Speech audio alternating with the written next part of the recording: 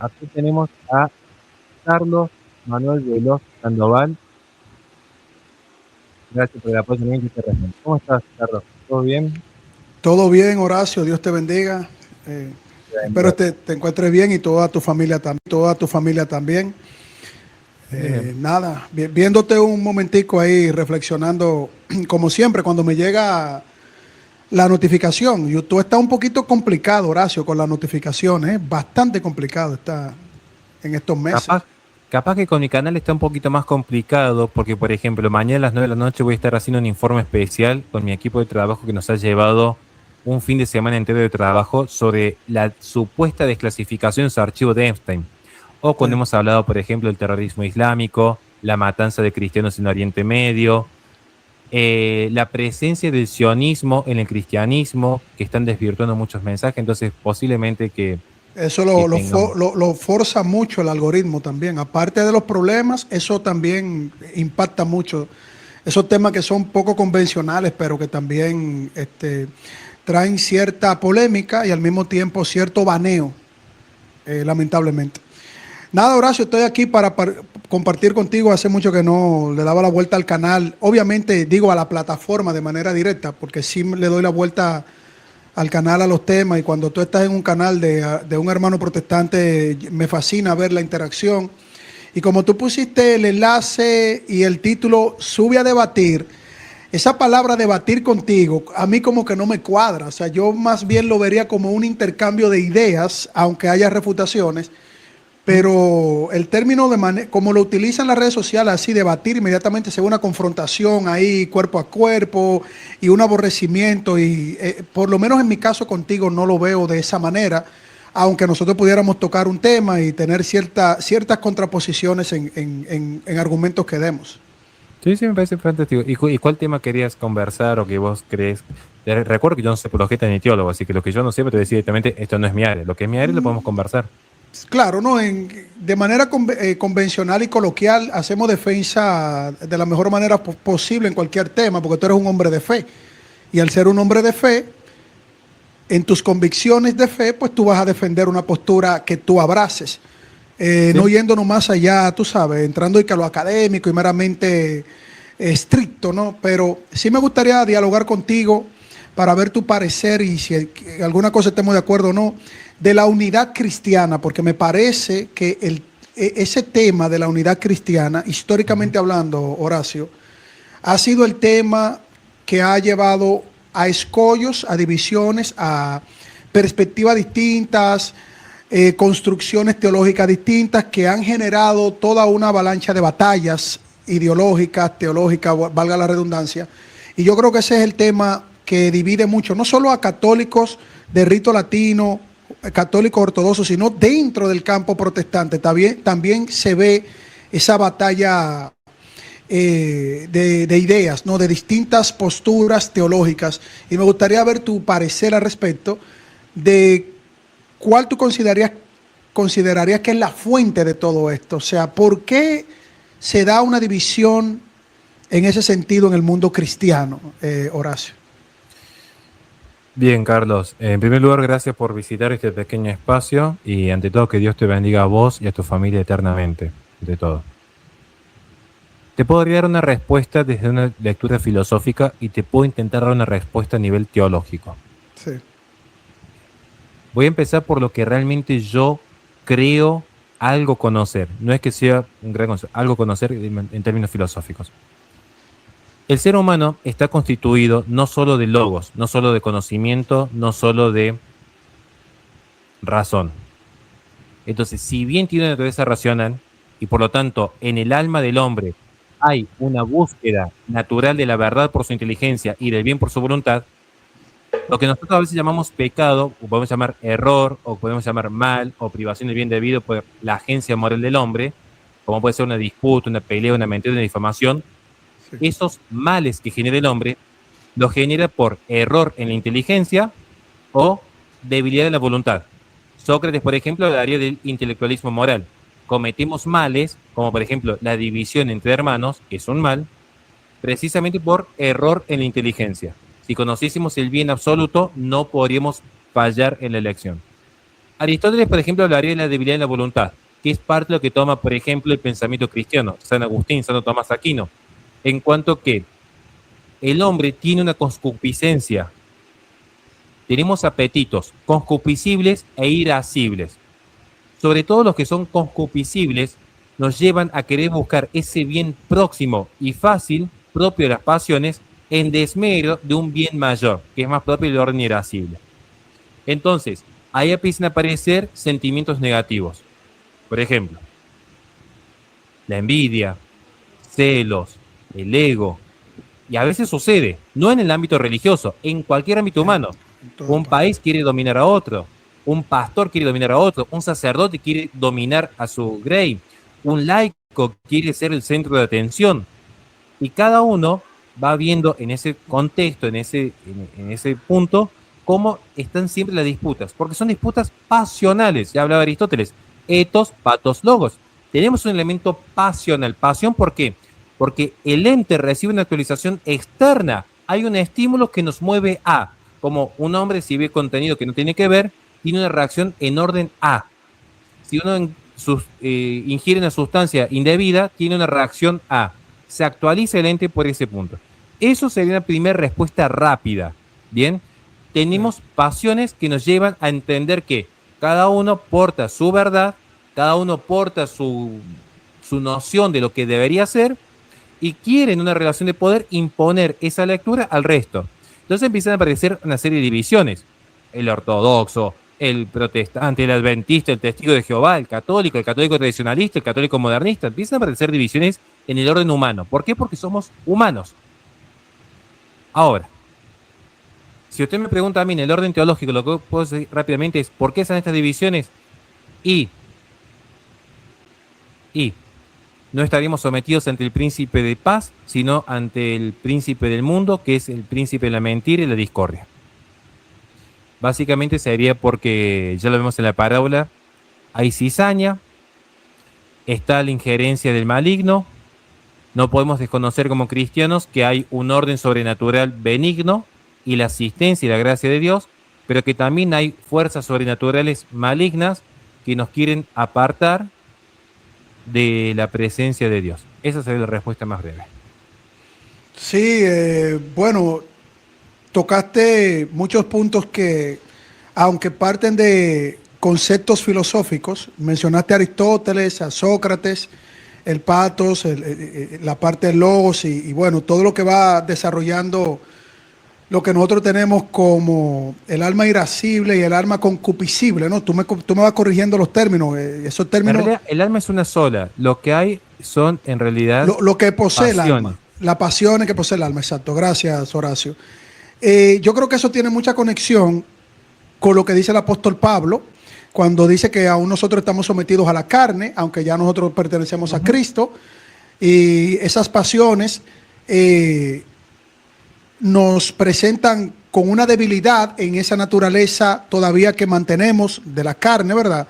Pero que el espíritu es fuerte, dice el apóstol Pablo, la carne es débil. Entonces se refiere precisamente a eso que tú mencionas, ese desarrollo de las emociones y todos esos conflictos que van llevándonos precisamente por el desarrollo de las pasiones, la envidia, las contiendas, disensiones, celo, todo eso lo enseña la palabra de Dios. Y como yo veo que tú desarrollaste ese punto desde un marco general, lo cual tiene mucha vinculación con las escrituras, a mí me lleva a pensar de que creo que la única fuente, Horacio, que nosotros tenemos para poder sustentar una verificación sólida, al final del día serían las escrituras, porque si un pastor puede tener esa concupiscencia en el sentido de que puede pecar por envidia, por querer tener una hegemonía por encima de otros, o un hermano por encima del otro, o como tú muy bien reconoces, también un sacerdote teniendo esos mismos conflictos, es decir, la naturaleza humana, aunque muchos ya han reconocido a Cristo, pero aún todavía tenemos esa incidencia, ese impacto, y tú citas que, como muy bien dice la Escritura, que nuestra lucha no es contra carne ni sangre, sino contra fuerzas espirituales que inciden incluso en esta estructura social del mundo,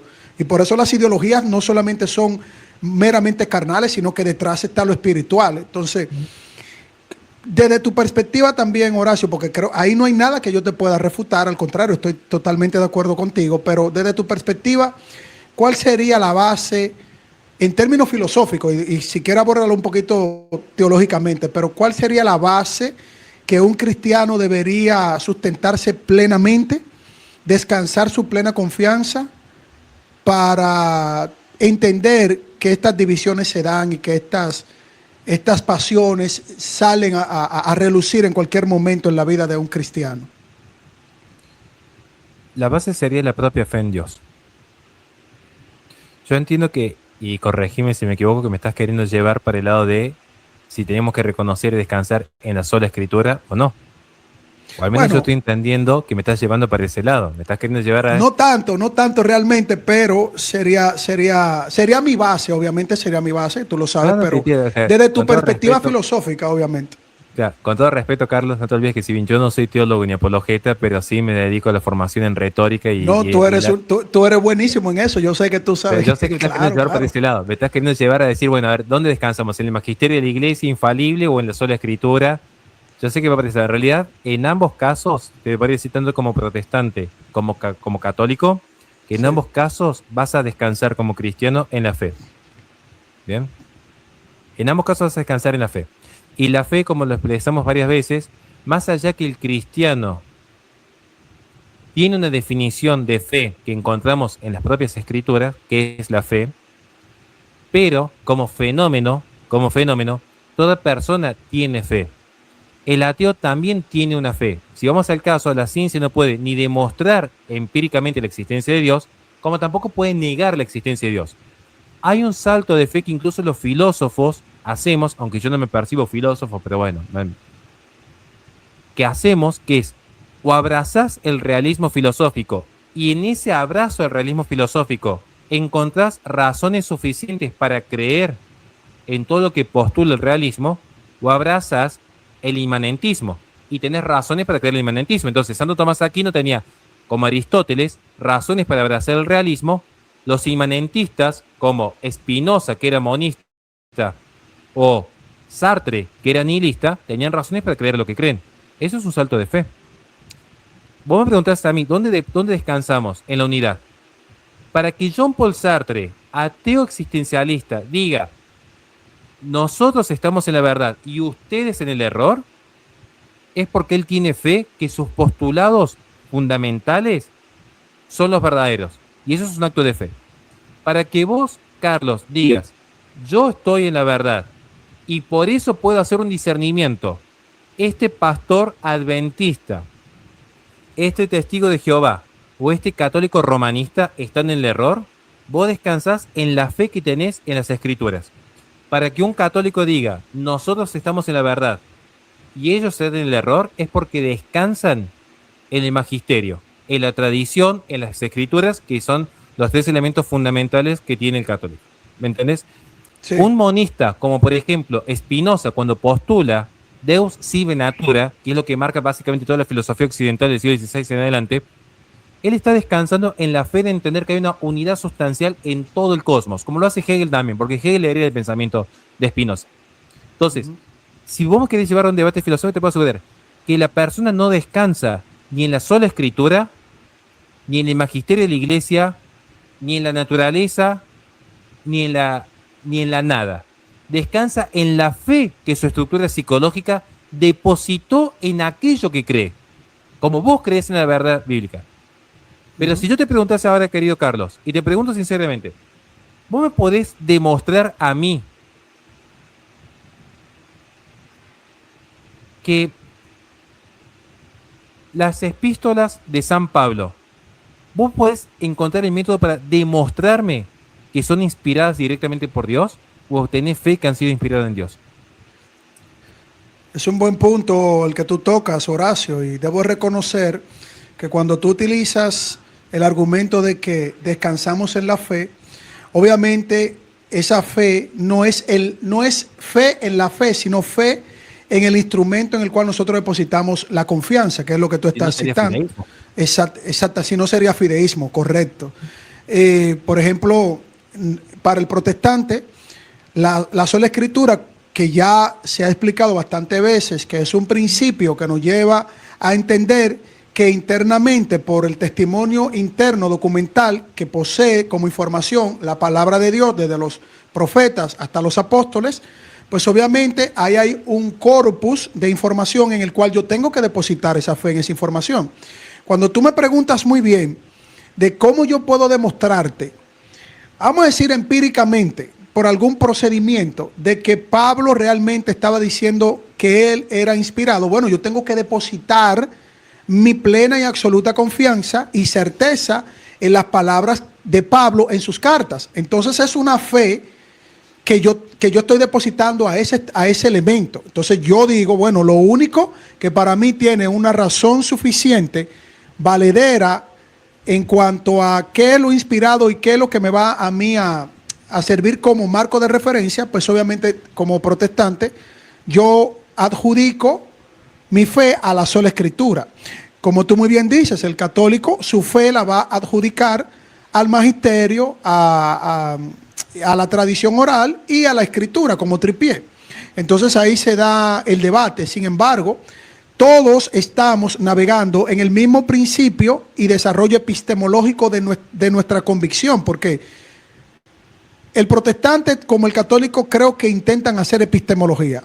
Cuando yo voy a la Biblia y yo deposito mi fe a la información, yo tengo que reconocer que la Biblia es un documento desarrollado históricamente, que hombres escribieron históricamente esa información en la Biblia. Entonces yo tengo también que tener un reconocimiento histórico con algunos elementos y herramientas dentro de ese campo: arqueología, estructura de la cultura, el lenguaje, escritura. O sea, por eso se da teología, arqueología, antropología bíblica. Todo eso tiene una base, por lo menos, para hacer epistemología. Quizás la epistemología nuestra no sea igual a la epistemología del materialismo, como tú muy bien lo estás presentando también. Sin embargo, el materialismo, es cierto lo que tú dices, Horacio, filosóficamente, que deposita una fe en sus postulados. Ellos tienen también una fe en los postulados que presentan, incluyendo sobre las evidencias que ellos muestran. Yo te pudiera hablar de la evolución, y la evolución no tiene una comprobación empírica observacional de los procesos evolutivos de las especies. Ellos no tienen eso. Sin embargo, pudieran encontrar un pedazo de hueso antiguo, revisado por paleontología, pero la paleontología nunca ha dicho que un hueso es la prueba de la macroevolución. Eso creo que tú has también investigado en ese sentido. Por lo tanto, te doy también la razón en que nosotros descansamos nuestra fe en lo que hemos determinado. En mi caso, yo creo que la fe es un don de Dios. Yo creo que en tu caso como católico, creo que ustedes reconocen que la fe, la gracia, todo es un regalo de Dios. En este caso, cuando recibimos eso, pues depositamos nuestra plena confianza en esas posturas que asumimos en nuestras distintas cosmovisiones de fe. No sé si ahí, no, tampoco te refuté ahí, Horacio. No, que no estoy buscando refutar, estamos compartiendo. De hecho, la noción de No, debate... yo me gustaría refutar un poquito para ver, pero lo que tú has dicho, a ver, Carlos, no le veo ilógico los argumentos que te estás presentando. yo te explico algo, Carlos, porque por ahí a mí me gustaría conocerte incluso a nivel personal, poder viajar, compartir una buena comida con vos y con muchísima gente que te tenga un gran aprecio. Pero quiero explicar esto. Primero, que a mí no me molesta que me refuten, sobre todo cuando vienen así, podemos hablar cara a cara, digamos, ¿no? O sea, que eso es lo que yo valoro, ¿no? Esa cuestión de que podemos hablar bien cara a cara. En segundo lugar, yo te entiendo perfectamente. De hecho, yo comprendo el principio de sola escritura. Que yo muchas veces he querido hablar incluso con amigos católicos y digo, a ver, muchachos, esperen un momento. Hay que entender qué entiende el protestante por sola escritura. No es lo que yo entiendo como católico. O sea, si yo digo, no, miren, a mí me tratan de idólatra, porque en su visión, nosotros somos idólatras, no podemos nosotros decir, bueno, en nuestra visión eso es una falacia circular. Tenemos que entender en qué sentido. ¿En qué sentido el año sola escritura? Entonces ustedes dicen, bueno, sola escritura es un principio epistemológico, que es el fundamento. No es que vamos a negar la tradición, no vamos a negar magisterios o cuerpos doctrinales, sino que todo va a tener una referencia en la escritura. Si la Biblia es como la base, sobre esto construimos. Yo eso lo entiendo perfectamente, con el tiempo lo fui aprendiendo, no es que yo antes pensaba así. O sea, yo hace 5 años atrás tenía otra visión, hasta que en vez de consumir el contenido católico dije, voy a ver qué me enseña un protestante bien formado. Y ahí empecé a entender que, bueno, para ellos el principio de la escritura es lo que básicamente intento explicar aquí. O sea, lo que yo diga, por ejemplo, si yo digo ABC en materia doctrinal, tiene que guardar o no correlato con la escritura. Y la escritura es lo que me mide a mí, el barómetro que me dice sana doctrina o herejía. Entonces, es la escritura la que me mide. Yo eso te lo entiendo. Pero aquí tenemos un problema que es, insisto, ¿por qué hablo yo de fe? O porque yo tengo una visión más fenomenológica de la fe. A ver si me puedo dar a entender con vos. ¿Cómo te lo puedo explicar en términos simples? Mira, yo te pregunté, la epístola de San Pablo a los Corintios. Hace poco yo hice un vivo explicando la vida de San Pablo, todo lo que aportó San Pablo, lo que significaba San Pablo, ¿no? Entonces yo dije, es interesante poder estudiar también qué hay por detrás de la enseñanza de San Pablo. Porque no es lo mismo lo que le escribe a los Corintios que lo que le escribe, por ejemplo, a los Filipenses. O sea, ¿por qué? Y porque cada iglesia tenía su propio problema, sus propias pasiones, sus propios desórdenes, y había que intentar ordenar, ¿no? Había un deber ser que ordenar a ese ser concreto allí en esa comunidad, ¿bien? Pero acá viene la cuestión, que es lo que yo quiero darme a entender con vos. Yo te pregunté, ¿por qué la epístola de San Pablo es palabra de Dios? Voy a decir, bueno, es palabra de Dios porque está inspirada. Proscuneo. Amén. Yo voy a decir, amén, es palabra de Dios. Pero si yo te pregunto, ¿cómo sabes que es palabra de Dios? Vos me dijiste, bueno, hay una situación de coherencia interna, me diste un criterio, ¿no? Correcto. ¿Vos me podés dar, suponete, 5 criterios? Yo creo que sí. Yo creo que sí. Pero ¿cuáles serían 5 criterios? Sí. Arqueológicos, exegéticos y demás, ¿no? 5 criterios. Yo te pregunto, Carlos, poneme como las S.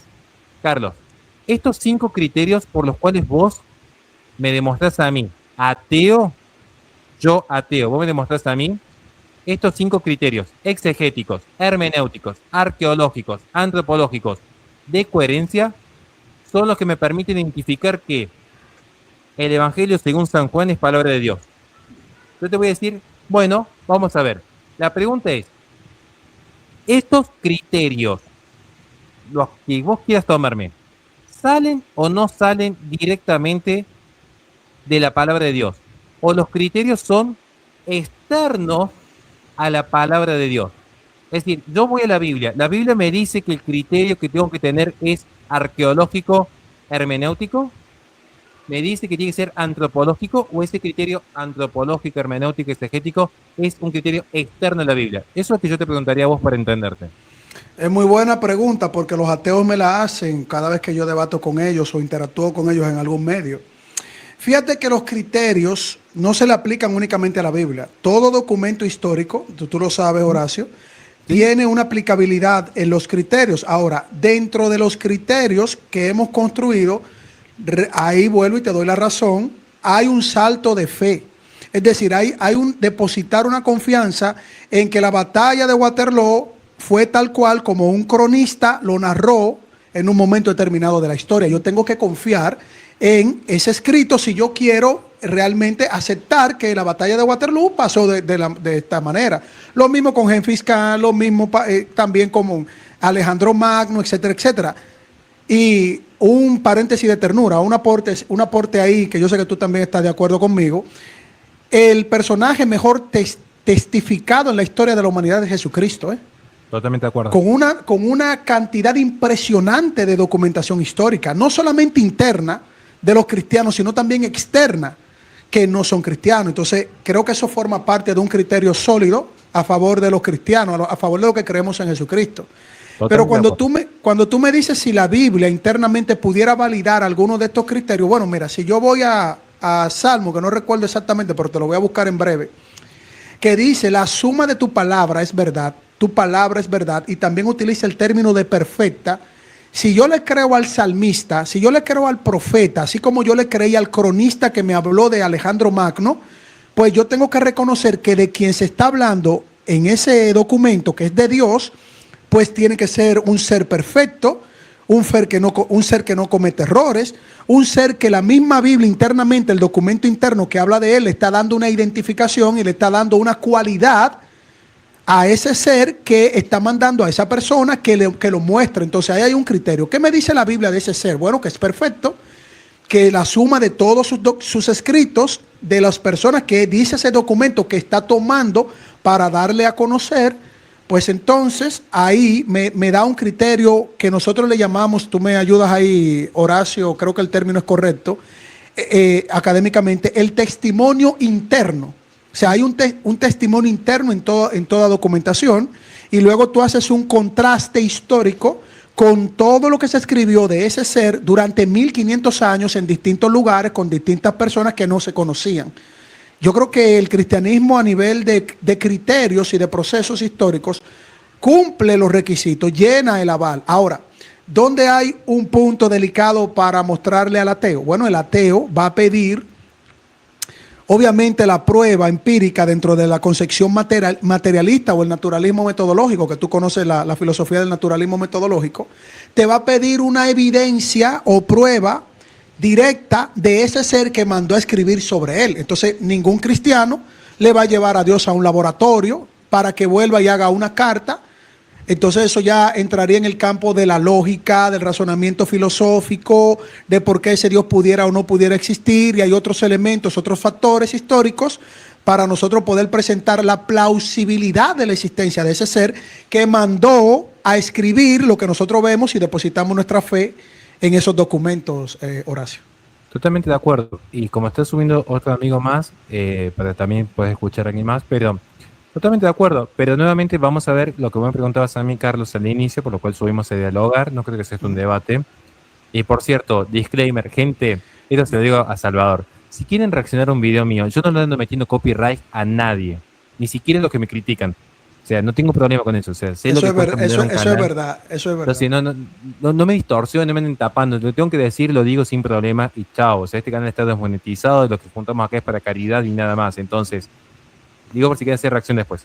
Pero antes de cerrar con vos, Carlos, te quiero dejar también la última palabra a vos, porque soy invitado, pero digo, dijiste algo muy interesante, dijiste confianza, que sería confides. De ahí viene la palabra confianza. Correcto, con fe. correcto. Vos depositas la confianza en un historiador en Waterloo, o en los historiadores de Jesucristo, o en el testimonio. Pero nuevamente, vos para asumir que la palabra de Dios es palabra de Dios, ya tenés una presunción primera, subjetiva. O sea, vos como sujeto partís de decir, bueno, tengo razones suficientes. No digo que la fe es algo subjetivo, después se va a sacar de contexto. No estoy diciendo eso. Yo defiendo la fe, de hecho, capa y espada. Lo que estoy diciendo es, el ser humano, hay que entender esto, el ser humano tiene alma. En tanto que tiene alma, es alma racional, no es el alma del animal ni el alma vegetativa. O sea, la función del hombre le permite conocer la verdad y querer el bien. El hombre decide tener fe, y la fe no es simplemente un acto de conocimiento. Cuando dicen la fe en Jesucristo, hablar de fe en Jesucristo no es reconocerlo como personaje histórico, es tener la voluntad de querer seguirlo y de reconocerlo como nuestro Salvador. Correcto. Yo cuando digo de cristianismo es, sos cristiano porque estás bautizado en el nombre del Padre, el Hijo y el Espíritu Santo y reconoces a Jesucristo como tu Salvador. Listo, después discutimos las diferencias doctrinales. Eso ya es otro punto, ¿bien? Lo que yo voy es, vos cuando decís, tengo un testimonio interno, y vos decís, bueno, el Salmo me dice esto, vos estás depositando la confianza en el salmista. Sí. ¿Me entendés? Vos depositas la confianza como yo puedo depositar la confianza en un papa, o en un pastor, o en un amigo, pero finalmente la fe es algo que heredamos en cierto sentido, es algo que se viene transmitiendo y que a partir de esta transmisión, de esta revelación que se puede dar por distintos medios, decidimos confiar en esa revelación. Ahora, el católico confía que esa revelación se da por medio del magisterio, porque no encuentra razones suficientes para entender que la escritura por sí misma se va a validar como criterio último, o mejor dicho, como criterio primero. ¿Sí? Porque en realidad, la sola escritura, yo como la entiendo, es como la filosofía. Razones últimas y primeras. Últimas en el orden del saber, pero primeras en el orden del ser. Bueno, Sí. el católico va a entender que en realidad no, porque para que la escritura nos llegue, tiene que haber un órgano transmisor. Y tiene que ser un órgano transmisor que nos permita comprender las diferencias doctrinales que hay. ¿Por qué? Porque si yo tomo la escritura por sí misma, por sí mismas, voy a tener, como dijimos al inicio, a causa de la pasión del hombre, distintas interpretaciones. Si no, todos creeríamos lo mismo. Pero yo tomo, dentro del protestantismo, no todos creen lo mismo. Dentro del catolicismo, aunque te parezca raro, yo me voy a decir lo que digo, tampoco es que todos creen exactamente lo mismo. Hay Correcto. unidad en cuanto a los dogmas de fe, pero no voy a negar que no es lo mismo lo que predica el obispo Cupich, que es abiertamente progresista, que el cardenal Sara. No predica lo mismo el obispo Stowe que el obispo Burke. Sí. De hecho, entre los laicos no opino igual yo a lo que puede opinar, por ejemplo, José Plasencia, Hugo Ariza, Richard Meléndez, o cualquier otro, digo, por no dar más nombres, ¿no? Digo, y está bien, o sea, hay márgenes de libertad en sus interpretaciones, pero nosotros tenemos que decir, bueno, a ver, nuestra fe, para confiar, confiamos también en el cuerpo que transmite la escritura. Yo eso entiendo la distinción entre protestantes y católicos, ¿bien? Pero bueno, no quiero robar un tiempo, está Mijael esperando para entrar. Te dejo que cierres vos, por favor, 2 o 3 minutos y ya dejo entrar a Mijael. No, y gracias, Horacio, por permitirme compartir un momentico contigo. Mira, lo que tú dijiste al final es lo que sustenta una fe protestante, que no es un salto al vacío, no es una fe que no tenga sustento, no es un fideísmo, como tú muy bien dijiste, sino que hay una base donde se debe de filtrar el por qué nosotros creemos lo que creemos. Y de hecho, en el Antiguo Testamento, cuando nosotros vemos que se habla de la emuná, que es la fe, es una fe razonable.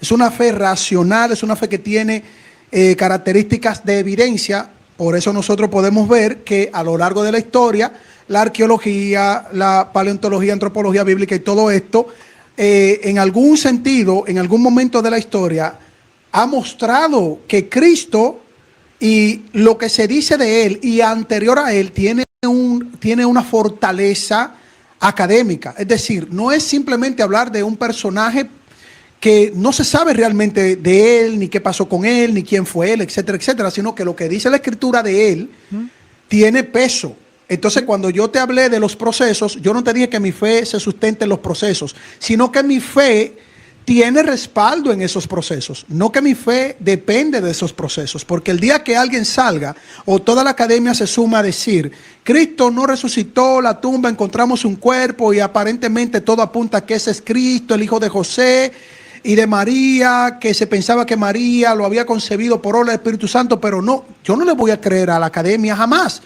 ¿Por qué? Porque mi fe se sustenta en lo que recibimos de primera mano, que son los documentos que nosotros entendemos que son inspirados, teonustos, directamente por el Espíritu Santo a hombres que son falibles. ¿Por qué?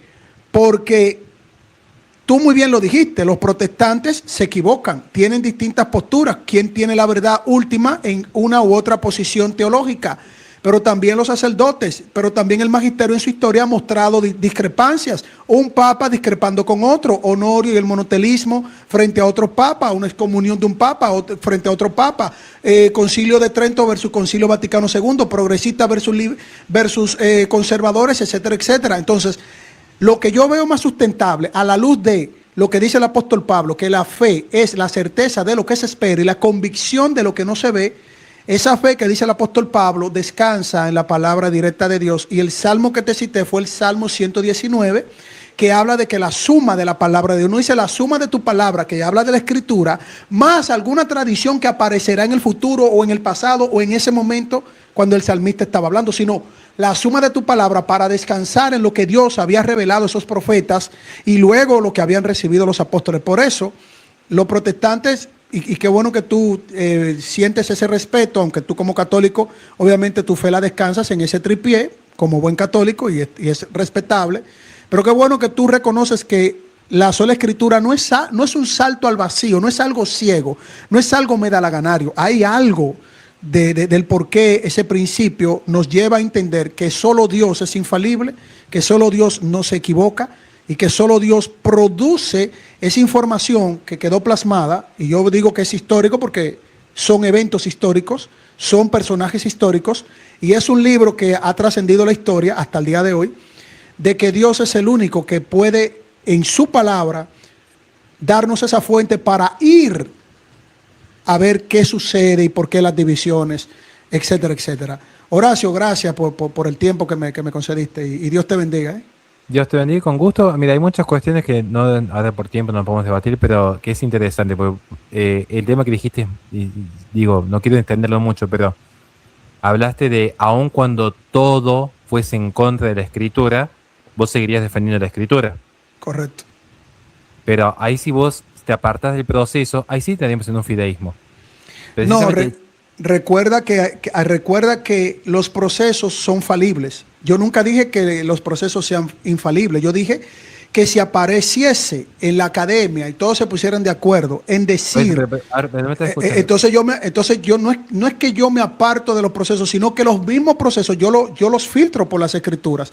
Pero yo no tengo mi fe en los procesos, fue lo que te dije, sino que mi fe puede ser avalada por procesos que tengan correlación con las escrituras. A lo que voy yo, a ver que nos entendamos.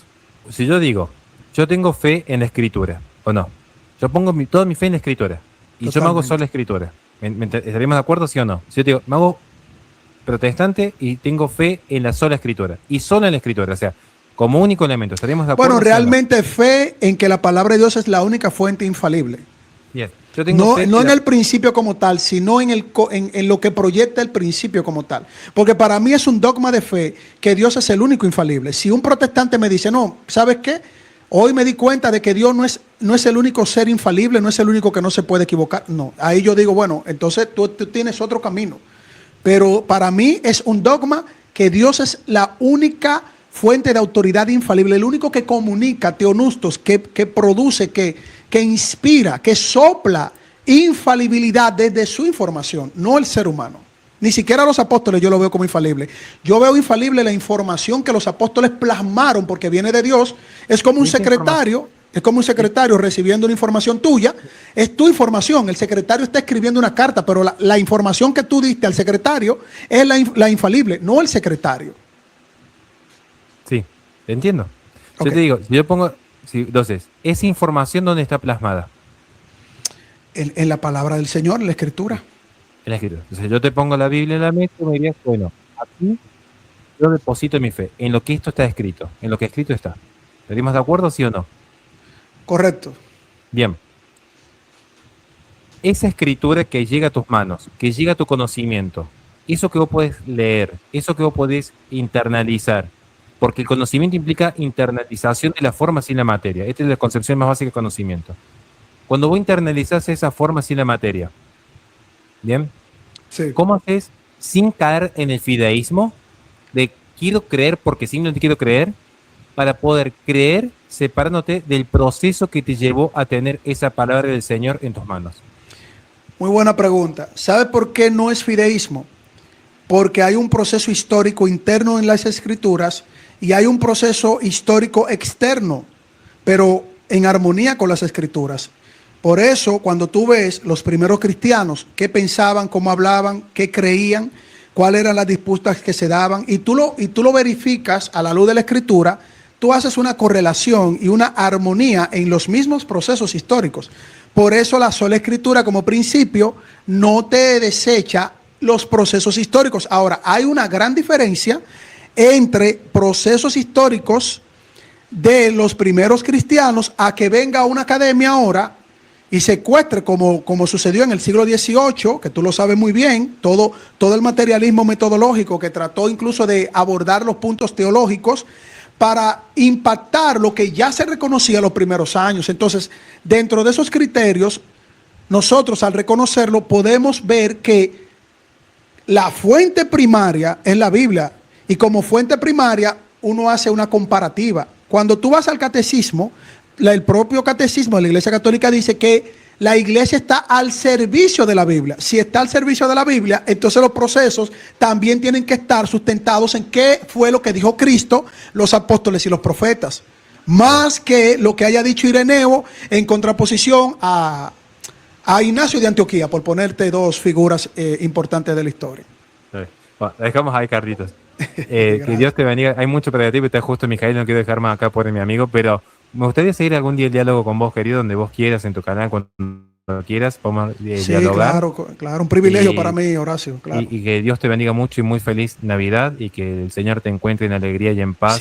lo reproduzco en el canal para que los hermanos por allá, algunos Sin de ellos lo ningún vean también, problema. De hecho, le iba lo a dejo dejar privado este intacto. video de preguntas y respuestas, lo voy a dejar público para que puedas descargar. Lo único que no me editen, no me pongan cosas raras. Ahí, que yo no tengo copyright, pero no me metan No, con cosas yo no raras. hago eso. Yo pongo lucecitas No, no pongan en las cosas fotos. raras. Pongo unos auras y así, ¿sabes? No, no, nada de ahora. Acá no, Para no voy a ese impactar, pero nivel. no, no te Dios te preocupes. bendiga, querido. Dios te Cuídate. bendiga, Horacio. Gracias una vez más.